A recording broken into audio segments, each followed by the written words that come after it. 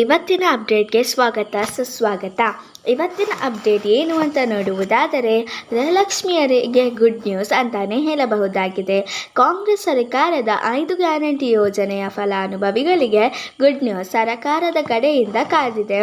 ಕಾಂಗ್ರೆಸ್ ಸರ್ಕಾರವು ಅಧಿಕಾರಕ್ಕೆ ಬಂದಾಗಿನಿಂದ ಹಿಡಿದು ಇಲ್ಲಿಯವರೆಗೆ ಕೂಡ ಗೃಹಲಕ್ಷ್ಮಿ ಯೋಜನೆಯ ಹಣವನ್ನು ಫಲಾನುಭವಿ ಮಹಿಳೆಯರ ಖಾತೆಗಳಿಗೆ ಜಮಾ ಮಾಡುತ್ತಿದೆ. ಹಾಗೂ ಕೆಲವರಿಗೆ 10ನೇ ಮತ್ತು 11ನೇ ಕಂತಿನವರೆಗೆ ಹಣವನ್ನು ಪಡೆದುಕೊಂಡಿದ್ದಾರೆ. ಹಾಗೂ ಗೃಹಲಕ್ಷ್ಮಿ ಯೋಜನೆಯ 4,000 ಹಣ ಒಟ್ಟಿಗೆ ಜಮಾ ಆಗಲಿದೆ. ಇದರ ಬಗ್ಗೆ ಸಂಪೂರ್ಣವಾದ ಮಾಹಿತಿಯನ್ನು ತಿಳಿಸುತ್ತೇನೆ. ಅದಕ್ಕಿಂತ ಮುಂಚೆ ಯಾರೆಲ್ಲ ನಮ್ಮ ಚಾನಲನ್ನು ಸಬ್ಸ್ಕ್ರೈಬ್ ಮಾಡದೇ ನೋಡುತ್ತಿದ್ದಾರೋ ಪ್ಲೀಸ್ ನಮ್ಮ ಚಾನಲ್ಗೆ ಸಬ್ಸ್ಕ್ರೈಬ್ ಮಾಡುವುದನ್ನು ಮರೆಯಬೇಡಿ. ಇದಕ್ಕಿಂತ ಮುಂಚೆ ಯಾರೆಲ್ಲ ನಮ್ಮ ಚಾನಲ್ಗೆ ಸಬ್ಸ್ಕ್ರೈಬ್ ಮಾಡಿದ್ದೀರೋ ಅವರಿಗೆ ನನ್ನ ತುಂಬ ಹೃದಯದ ಧನ್ಯವಾದಗಳು. ಮೊದಲನೆಯದಾಗಿ ನೋಡುವುದಾದರೆ, ನಮ್ಮ ಕಾಂಗ್ರೆಸ್ ಸರ್ಕಾರದ 5 ಗ್ಯಾರಂಟಿ ಯೋಜನೆಗಳಲ್ಲಿ ಗೃಹಲಕ್ಷ್ಮಿ ಯೋಜನೆಯ ಹಣವು ಸ್ವಲ್ಪ ಟೆಕ್ನಿಕಲ್ ಇಶ್ಯೂ ಇದ್ದ ಕಾರಣದಿಂದಾಗಿ ಮಹಿಳಾ ಫಲಾನುಭವಿಗಳ ಖಾತೆಗೆ ಹಣ ಜಮಾ ಆಗಲು ಸ್ವಲ್ಪ ವಿಳಂಬವಾಗಿತ್ತು.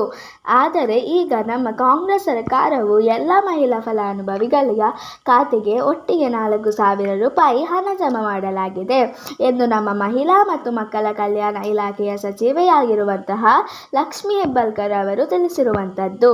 ಇದು ಗೃಹಲಕ್ಷ್ಮಿಯವರಿಗೆ ಗುಡ್ ನ್ಯೂಸ್ ಅಂತಾನೆ ಹೇಳಬಹುದು.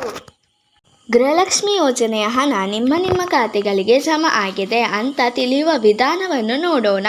ಯಾವಾಗ ಜಮಾ ಆಗಿದೆ, ಎಷ್ಟು ಹಣ ಜಮಾ ಆಗಿದೆ?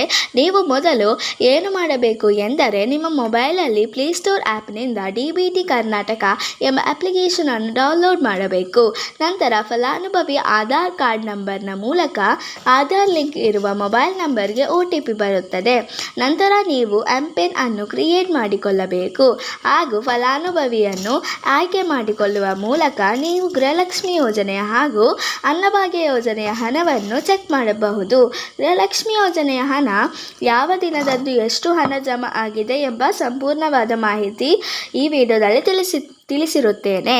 ಇಲ್ಲಿಗೆ ಈ ವಿಡಿಯೋ ಮುಗಿಯುತ್ತದೆ. ಈ ವಿಡಿಯೋ ನಿಮಗೆ ಇಷ್ಟವಾದರೆ ಪ್ಲೀಸ್ ಲೈಕ್ ಮಾಡಿ ಮತ್ತು ನಿಮ್ಮ ಫ್ರೆಂಡ್ಸ್ ಆ್ಯಂಡ್ ಫ್ಯಾಮಿಲಿ ಜೊತೆ ಶೇರ್ ಮಾಡಿ ಮತ್ತು ನಮ್ಮ ಚಾನಲನ್ನು ಪ್ಲೀಸ್ ಸಬ್ಸ್ಕ್ರೈಬ್ ಕೂಡ ಮಾಡಿ. See you with the new video.